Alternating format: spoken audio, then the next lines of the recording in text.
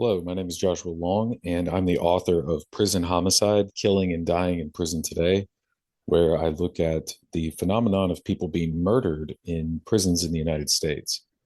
Um, so I begin the book by talking about prison homicide trends over the past 50, 60 years and problems with the data and classifying these types of crimes.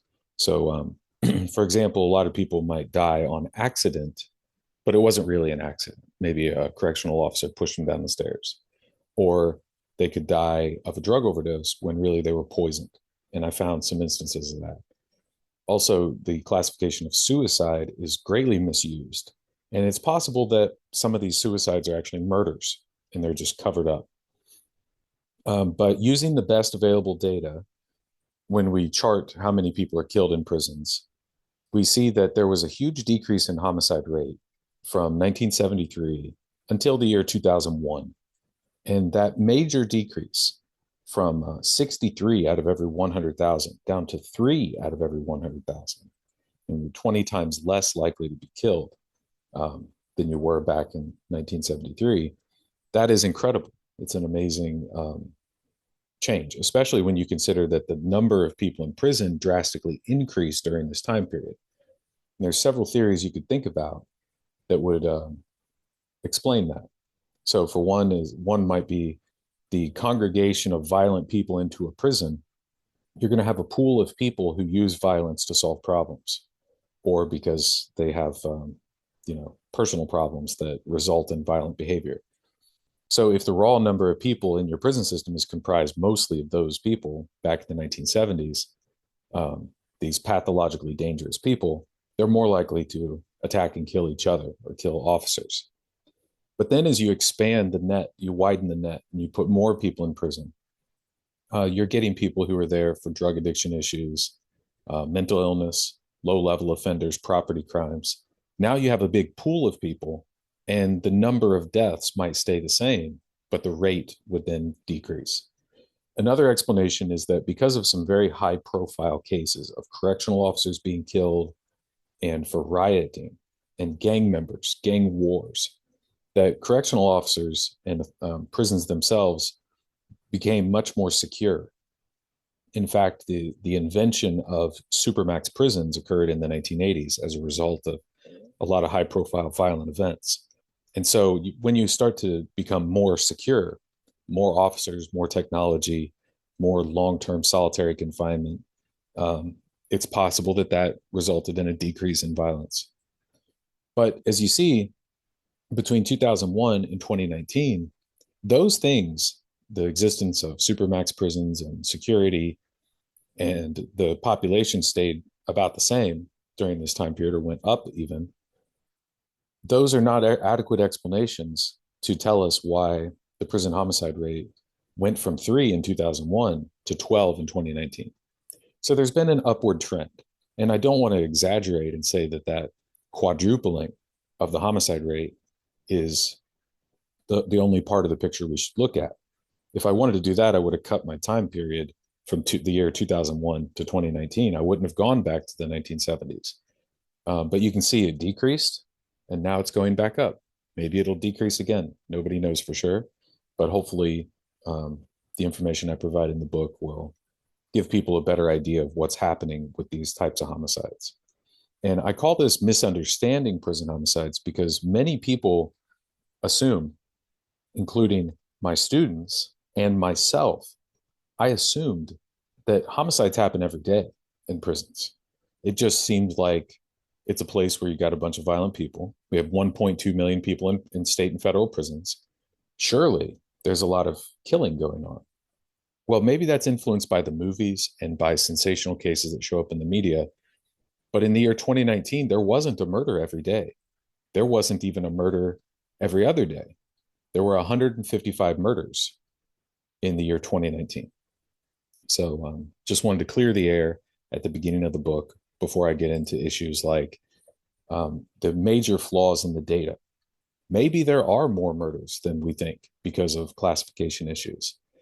So, for example, in 2017, I had some data that showed that in the Louisiana Department of Corrections, A man was killed, and they called it an accident, but he was actually shot to death by a correctional officer. So you can't die from a gunshot wound on accident, given the description they put in the data. They said it was a gunshot wound. Offender was shot by an officer after a warning shot was fired. The offender did not comply, and therefore Master Sergeant fired service weapon at the offender. Was he trying to escape? Because then that would be justified homicide.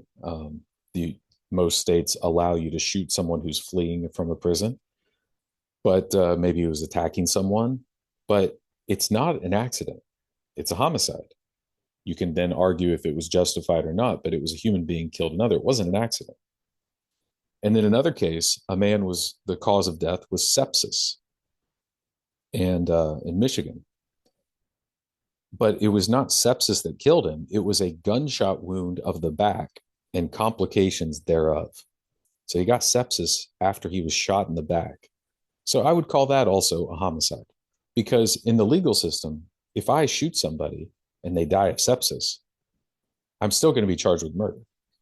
So this made it very difficult to classify murders from a far distance. We really need better reporting upfront.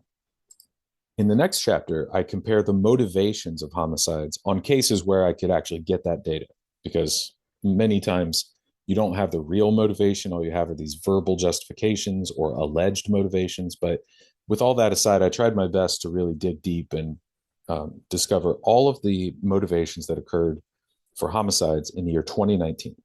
And I had a spreadsheet with 155 homicides. I had the name of the victim, the name of the alleged perpetrators, and the possible motivations, and a lot of other circumstances that happened with the prison.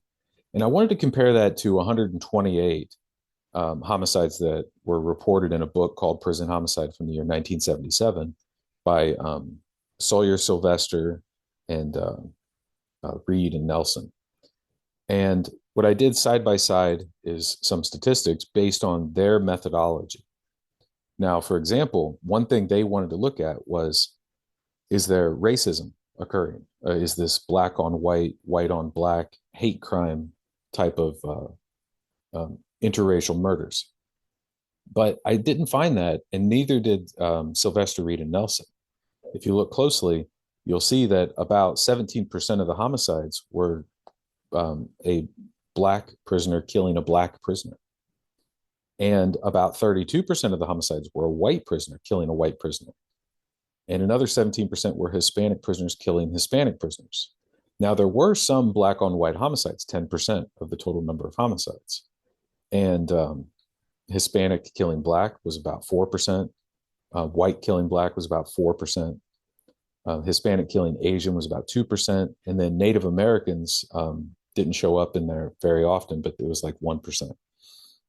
So when I looked at that, I thought, well, that's another myth, that the race war that goes on in our prisons is causing gang violence and black gangs killing members of white gangs. And so there is an explanation for this, though. And that is that if you read David Scarbeck's book, The Social Order of the Underworld, he talks about how prison gangs actually govern and regulate violence in the prison environment. And they say they have actually a truce in the race wars, where there might be a white gang and a Hispanic gang team up against a black and another Hispanic gang. And they pool their resources, and they realize that it's bad for business. They can't sell drugs and they can't do the stuff they want to do in the prison whenever they're fighting, because then the officers have to crack down and get them off the recreation yard. So what they do instead is they say, if you have any problems with somebody from another gang, we ask the gang to deal with it. So you go up to the leader of the white gang, goes to the leader of the black gang and says, one of your guys stole something from one of my guys. We want it back, and we want that guy to suffer. Well, then it'll be the black gang that actually issues out the justice. And it's kind of an interesting phenomenon that a lot of people don't think about until you get into the research on this. So I think David Scarbeck answered that question pretty thoroughly. But I will show you a video now of an attempted murder that happened where a white prisoner was sitting at a table and he was not handcuffed. But there were some black prisoners nearby, and they were handcuffed, and he attacked them.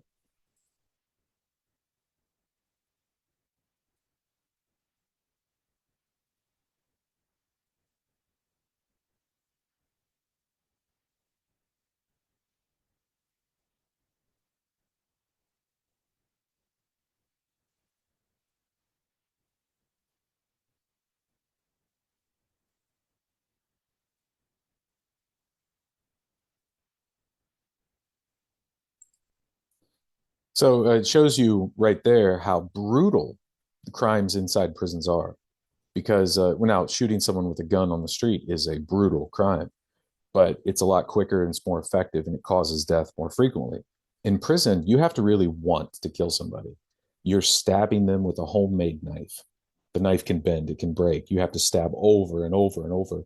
It takes a different kind of mindset to kill somebody in a prison than it does on the streets. Um, so, what kind of motivations would people have? In that case, the guy was probably racist, or he was put up to it by a correctional officer, maybe, or maybe he is extremely mentally ill. So I tried to look at some other features and characteristics of perpetrators and victims to try to answer those questions. And I had data on the perpetrators of these crimes, and 67 out of 155. And for the victim, I had data on 103 out of 155, complete data. And I found that the perpetrators of the crimes were much more likely to be murderers already. They were sent to prison for murder, and now they're committing murder. Whereas the victims, only 26% of them were murderers.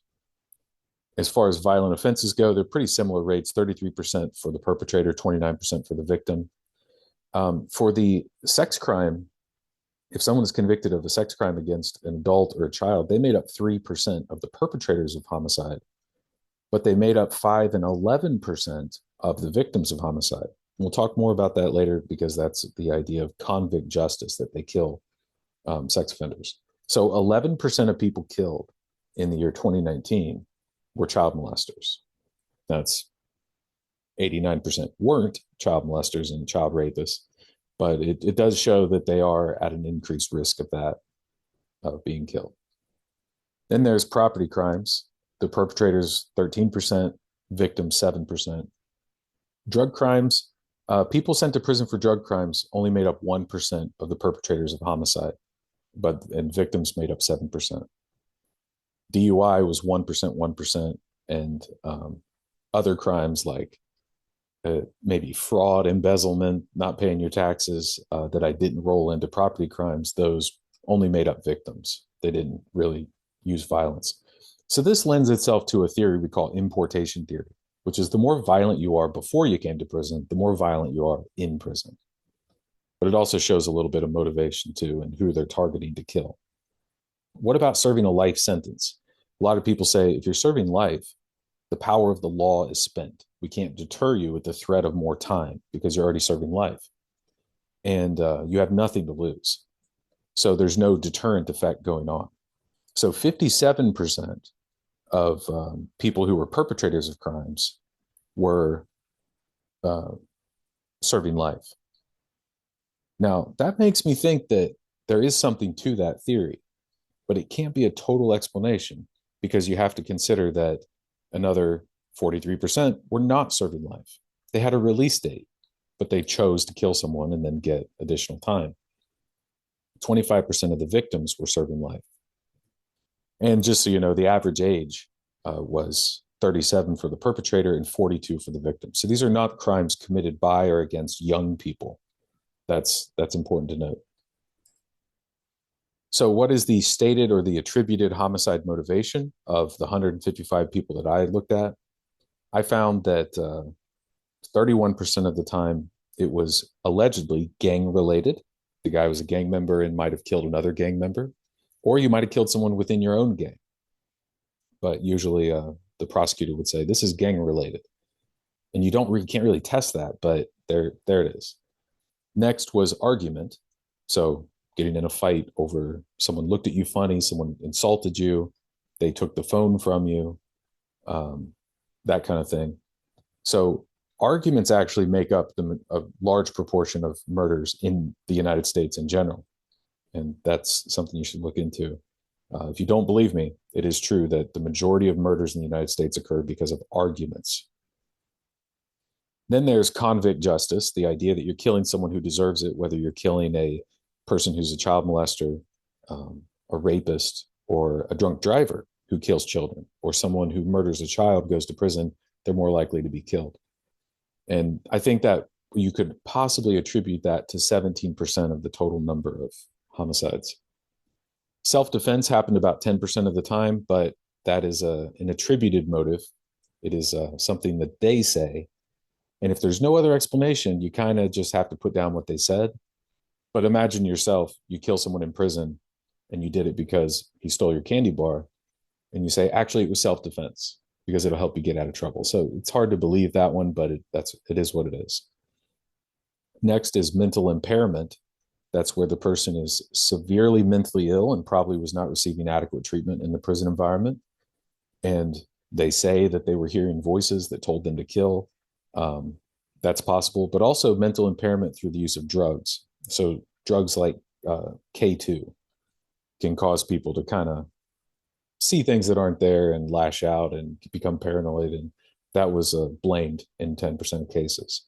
7% of the people killed because they wanted to. They just thought it was thrilling. So that was interesting. And then 3% of them said they wanted the death penalty. Now, you don't believe me, but it is true that there are some people who commit murder and then they say, I did this so that the state has to kill me. I want to die, but I don't want to kill myself. So I'm going to keep on killing people until they give me the death penalty. It's a very strange motivation, but it has been said by the killers themselves. So with methodology, using a knife, like you see on the right, a shank or a shiv or whatever you want to call it, um, that happened 75% of the time back in 1973, but it only made up 22% of the time now in the year 2019. And I think that decline could possibly because 40% of the time, my data didn't tell me what weapon was used. It just says they were killed. So let's say those were all stabbings. Well, I can't say that for sure, but it would still be a decrease in the number of stabbings. I think the use of metal detectors, better medical care, quicker responses makes it less likely that a stabbing is going to result in death. Um, but more likely nowadays, people use blunt objects 11% of the time, whereas back in 1973, that was only 6%. It's very easy to kill someone with a blunt object in prison if you're using a cane or a table leg from a rip a leg off a table, or to put something heavy in a sock. And that's what everybody told me the number one weapon for self-defense in prison is to take something heavy, put it in a sock, and swing it around like a mace. And they call it a sock lock. They don't really have padlocks in too many prisons today, but they used to put a padlock in there. You swing it around, you could really hit somebody hard. I had a guy tell me that he put rocks in a sock to kill someone with, and then he would beat them over the head and mash their face into, he called it like mashing it until the face just vanished, just swinging it over and over again. One guy put pieces of concrete in there in a sock, and then some people put batteries. You can buy Duracell batteries in the commissary for your radios and stuff, and they swing that. And you can't really fight against that. It's not going to be caught in a metal detector very often if you're using rocks. And it's easy. You just grab it and go. But still, knives were used 22% of the time. There was more strangulation too. And I'll talk about that in a little while. So there are some different theories of prison violence. The first one is that people import their pre-existing motives and habits into the prison with them. So for example, Jamie Osuna in California had the most bizarre murder in the year 2019. And here's what he had said prior to that murder. So what he's saying is he's addicted to violence and torture. And then 2 years after that interview, he tortured someone to death in prison and cut his head off. So this is a guy who probably imported his violent tendencies with him. Next is deprivation theory. And this is saying that the prison environment is such a terrible place that people respond to that, to the deprivations of prison life by committing misconduct. And that might be getting contraband drugs, joining a gang, doing all kinds of things that will help them survive or overcome the pains of imprisonment. And one part of that is using violence. So if you're deprived of safety, the guarantee safety, because you don't know who your cellmate's going to be, you don't know what the officers are going to protect you or not. So you join a gang and you use violence to deter others. You know, those are two interesting theories. So the the three main rules that used to exist, according to John Irwin, the famous criminologist, the three rules that uh, regulated how people interact in prisons was number one, don't inform, don't be a snitch. Number two, don't openly interact with the guards, meaning if you're over there talking to them and joking with the guards and offering to do, mop the floor, and you're becoming what they call a center man, a guy who gets along too well with the authorities, they're going to think that you're a snitch, even if you haven't been caught snitching.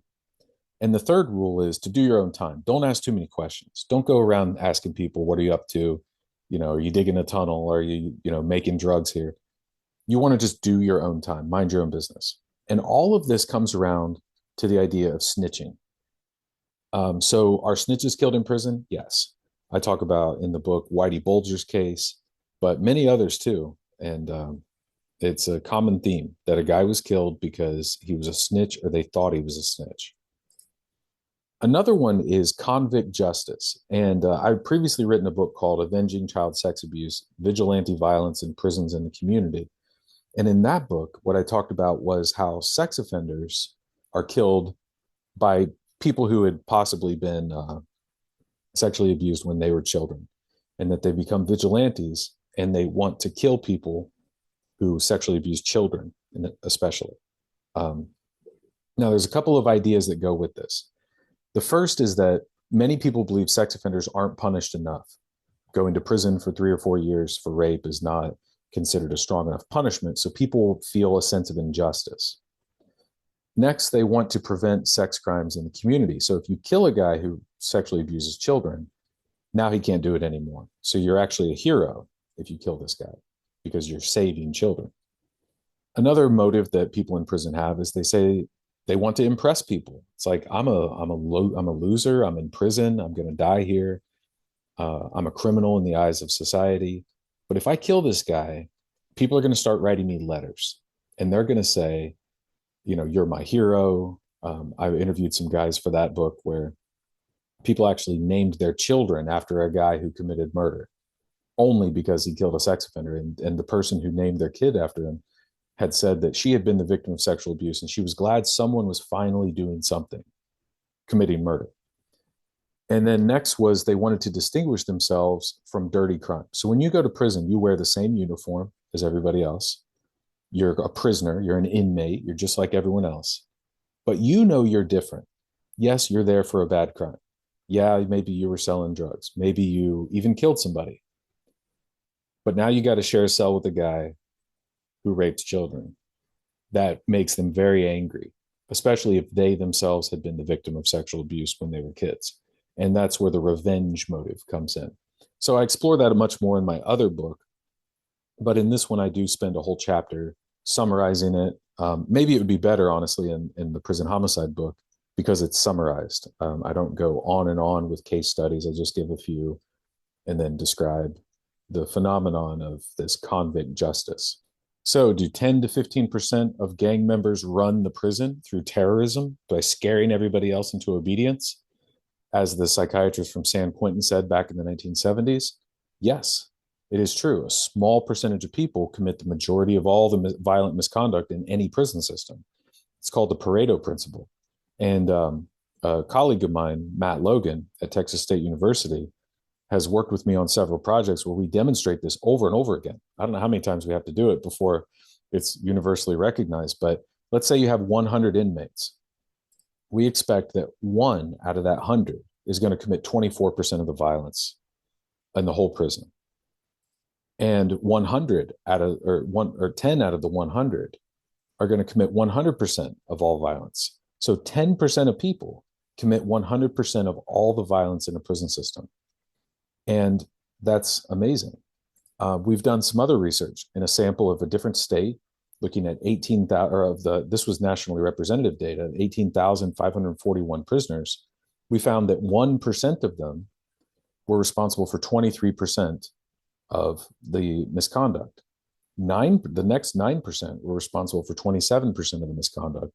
And the next 10% were responsible for 39% of the misconduct. So altogether, the top 20% were responsible for almost 90% of the misconduct in the prison system. And we did another analysis in a state with 5,552 men, and we found that 1% of the people are responsible for 17% of all the rule infractions. And when you look at the whole top 20% of people who broke the rules, 20% were responsible for 76% of the misconduct. So it's called the 80-20 rule, where 20% of people are responsible for almost 80% of the outcomes. And we see this again and again. And the top 1%, who we call the 99 percenters, they're in the 99th percentile. Like if you took a test, an IQ test, and you were in the top 1%, they would say you're in the 99th percentile because you got a higher score than 99% of the people below you. Well, it's the same thing with violence in prisons. A small number of people terrorize everybody else. 10% of prisoners are responsible for all violence, and 1% are responsible for 24% of all violent acts in the prison system. A good example of this is terrible Tom Silverstein, who killed at least 4 people, including a correctional officer. And when he did that, when he killed the officer, it actually resulted in a major lockdown of the prison system that resulted in the supermax phenomenon in America. They invented supermax prison for Tom Silverstein. And what's interesting is that when people study prison homicide, they hardly ever look at homicides of correctional officers. They usually look at homicides of prisoners only. But I think killing an officer is also a very important sign of disorder in the prison. And if you look back, like I have data of 399 homicides of correctional officers over a 100-year period. And so I charted it, coming up with a rate of homicide, not based on the number of officers, but based on the number of prisoners. And I found that there was a big increase in the number of homicides back in the 1920s and 30s, had these spikes. And then it went down, and then it went up drastically in the year 1970. Now, do you know what happened in 1971 was Attica. So that explains that. 1973, the homicide rate was very high. Then it went down. And so it is very low. The chance of being killed in prison today, if you work in a prison, is pretty low. In the end of my study window, there was only one correctional employee who was murdered in the entire United States. And her name was Deborah Porter Johnson. She was a correctional administrator. And she was actually in her house, which was on the prison grounds, because she was like a supervisor of wardens. And so she lived actually on the Tennessee Department of Corrections property. Well, an inmate whose job it was to mow the grass killed her and tried to escape. And she was allegedly, her family talked about her and said what a wonderful person she was. She always wanted to give opportunities and rehabilitation and to try to humanize prisoners. And there was nothing in her record that would say that someone hated her. This guy was just a brute and he wanted to kill her. Then I wanted to say I'm recording this the day after Christmas of 2024. And even though my book ends in 2019, I don't look at murders that happened after the year 2019. There was a murder yesterday of a correctional officer at the Ross Correctional Facility in Ohio, and in the Chillicothe prison. And I think this is an indication that whenever we're trying to count the deaths of correctional officers, the number could be very low, but all it takes is an escape attempt, a riot, a gang attack, or just random violence across the country to result in the deaths of officers, because officers are assaulted a lot. They get beaten up and spit on and pushed, and they do a cell extraction, and so the guy's fighting back. All you have to do is fall and hit your head. All you have to do is, fall down the stairs, or someone could just brutally kill you. And the officers are trying to manage 100, 200 inmates at a time. That I'm really surprised the numbers aren't higher than they are. So it's difficult to do a scientific evaluation of officers who are killed in the line of duty, but I tried to present what we know in the book. Then there's the very controversial and I think overlooked, ignored really, phenomenon of officers killing inmates. Now, I talk about justified homicide. It is justified to shoot someone in self-defense or if they're trying to escape. And by justified, I mean legally speaking. There is usually a clause in every state that says if someone's trying to escape from prison, officers can shoot them, or they have to fire a warning shot, then they can shoot them. But then there's killing people with no reason at all, or because the person is not fit for their job. And these often get covered up. So I'll give you a couple examples I talk about in the book. The first is Darren Rainey. This is a man with mental illness who was sent to prison for, I believe, 5 years for possessing crack cocaine. And he goes to prison and is having a mental health breakdown. And a bunch of officers take him to the showers and they lock him inside. It's a shower that you can't leave. It's very small. And the water splashes on you and there's nothing you can do about it.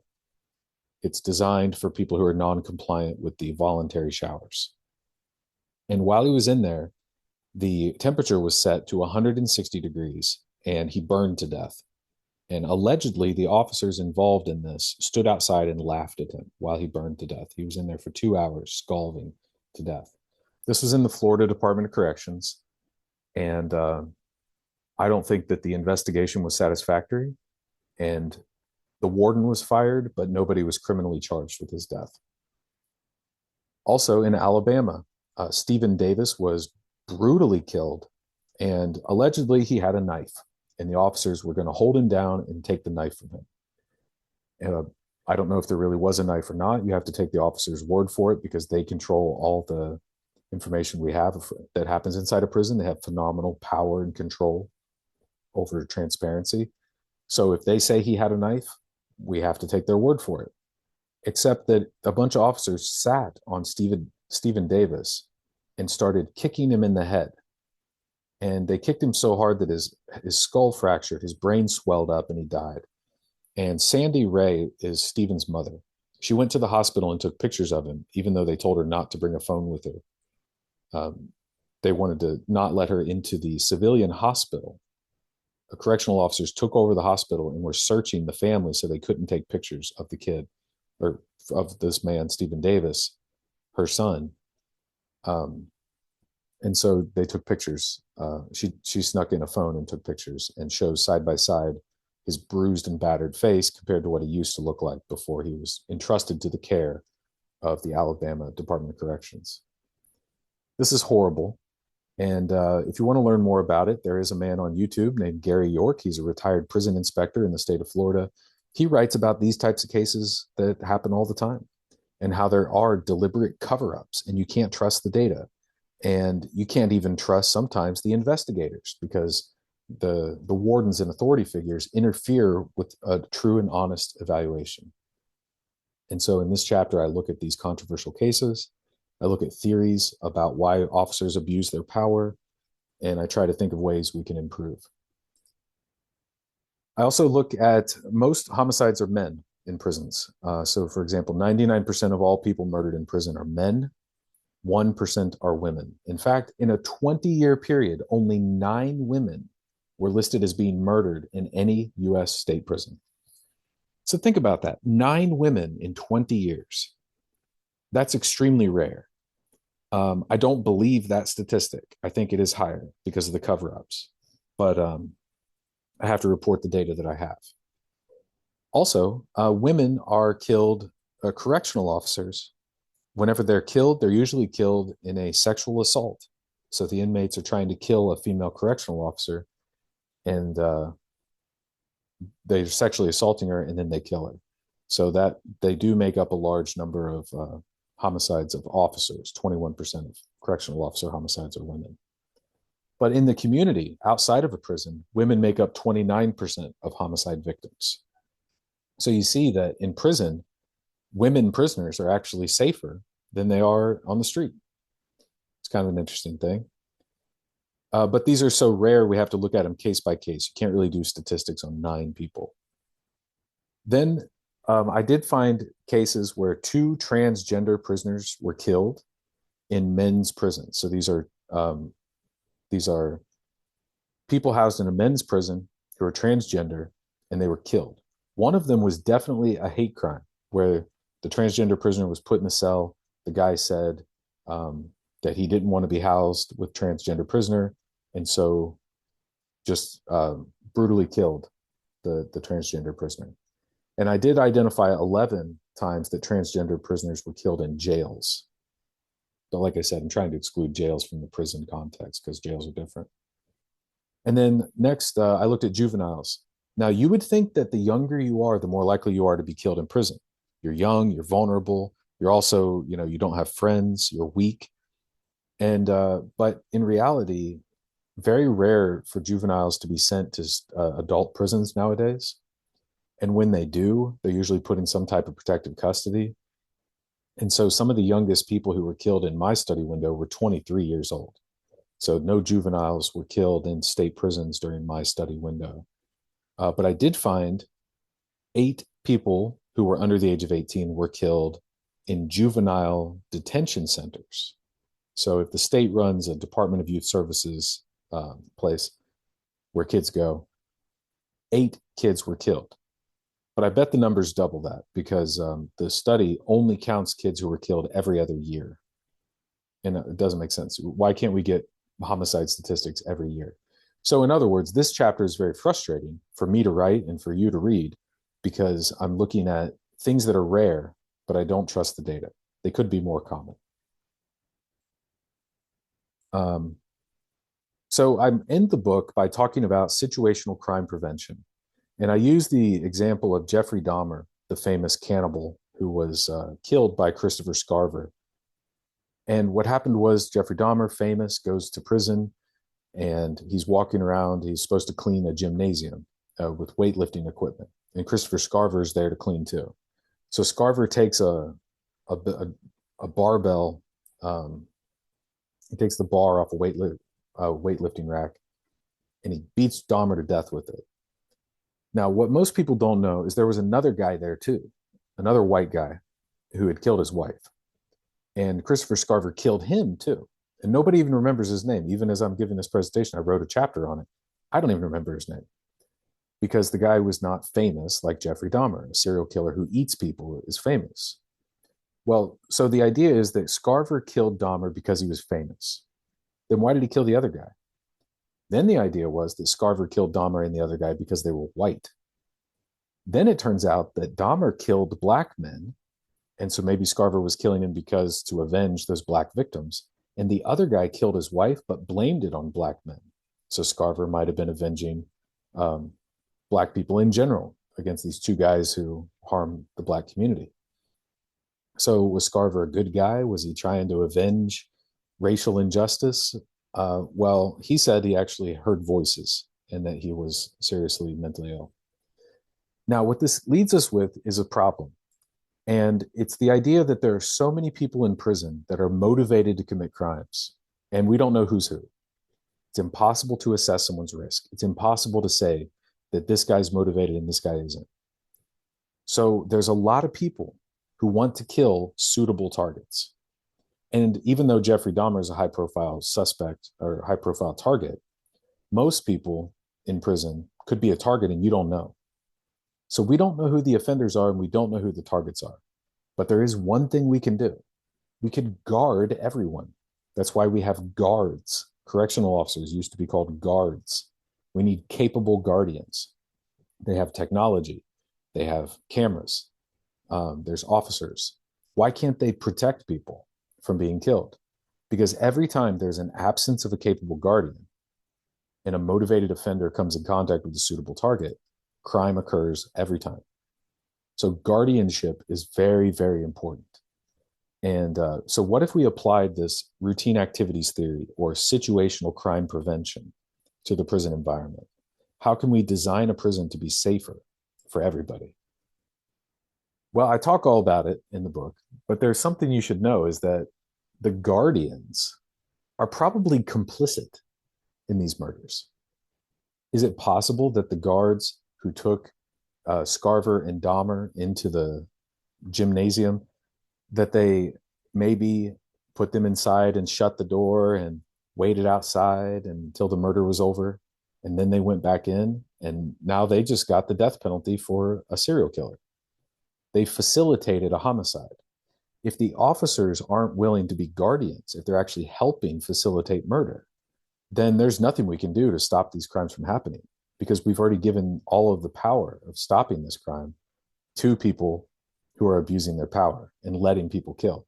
Now, John Watson, I was telling you about earlier, he told me there's a whole scheme of this happening in our prisons every day, that he was a buccaneer. He was like a pirate. And they would go to him, the officers would say, hey, we're going to put a guy in your cell. We need you to rough him up for us. We want you to beat this guy up because he didn't do what we told him. So John Watson was an enforcer. And they said, it's okay if you hurt the people we tell you to hurt. It's okay if you beat up this sex offender. It's okay if you beat up this chomo, this child molester. But don't mess with that guy because he's a snitch and he works for us. So John Watson quickly got over this. He's like, I'm not going to do the dirty work for these guys. But he was well aware of this happening in the prison system. Well, sure enough, just last week at the Corcoran Correctional Facility in California, an officer was charged with conspiring with an inmate to assault another inmate. This happens every day. I believe this may have been the case with Joe Druce killing the priest. I think it might have been what happened in a lot of times where correctional officers take somebody to a cell, put them inside, and then whisper to a gang leader, hey, this guy's a child molester. I'll bring you an extra food tray if you take care of business. So when this happens, there's no way we can design a perfect prison because the officers in charge have corrupted the protection process.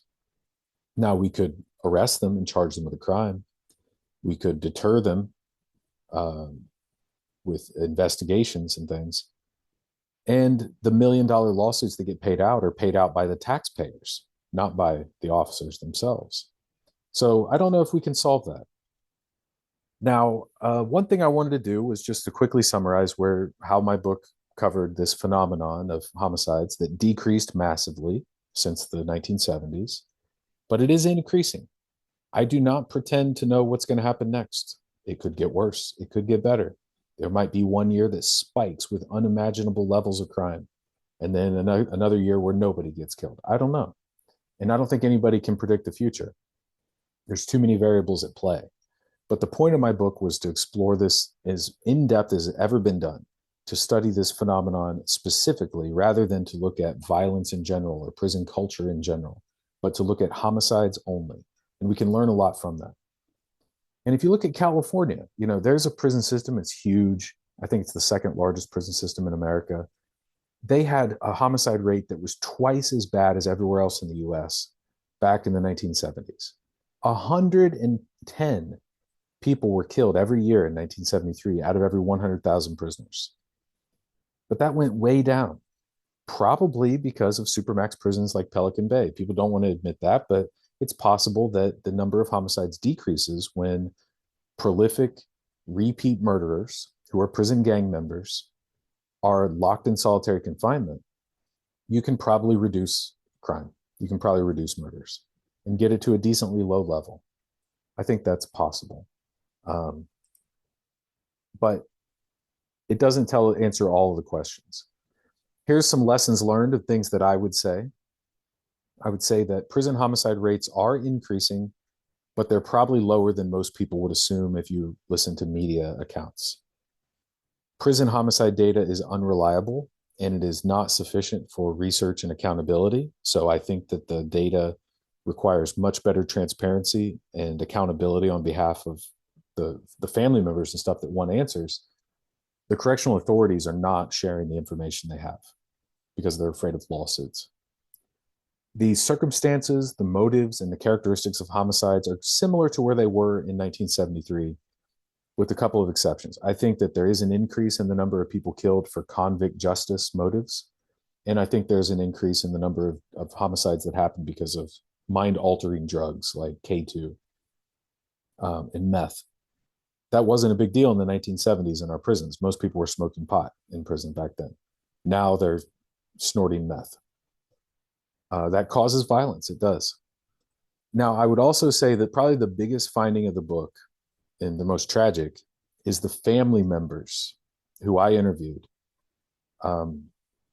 They want real answers, but they're not getting answers from the correctional departments of correction.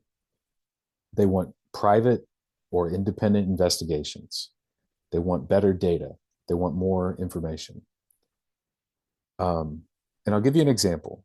Here's a woman who was killed. And remember, I said only 9 women were killed in a 20-year period. She's one of them.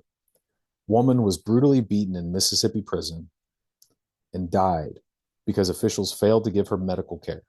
Nicole Rathman was killed, beaten up by another prisoner, and she died. They originally classified her death as being related to her drug use before she came to prison. Now, she was beaten up. This has nothing to do with it, but they want to shift the blame to the victim. Now, if you had heard about this case, a woman was killed in prison. You might say, well, if you're callous, you'll say, well, don't do the crime if you can't do the time. It happens. People get killed in prison. Happens all the time.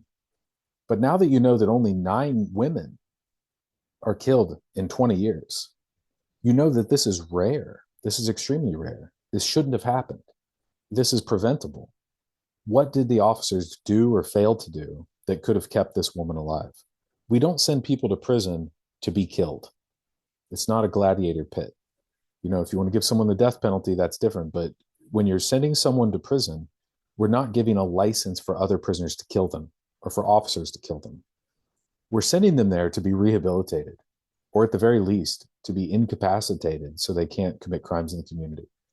When you send people in there who are weak, who are not gang members, who are not violent, they're there for drugs and property crimes, you're feeding them into a dangerous environment.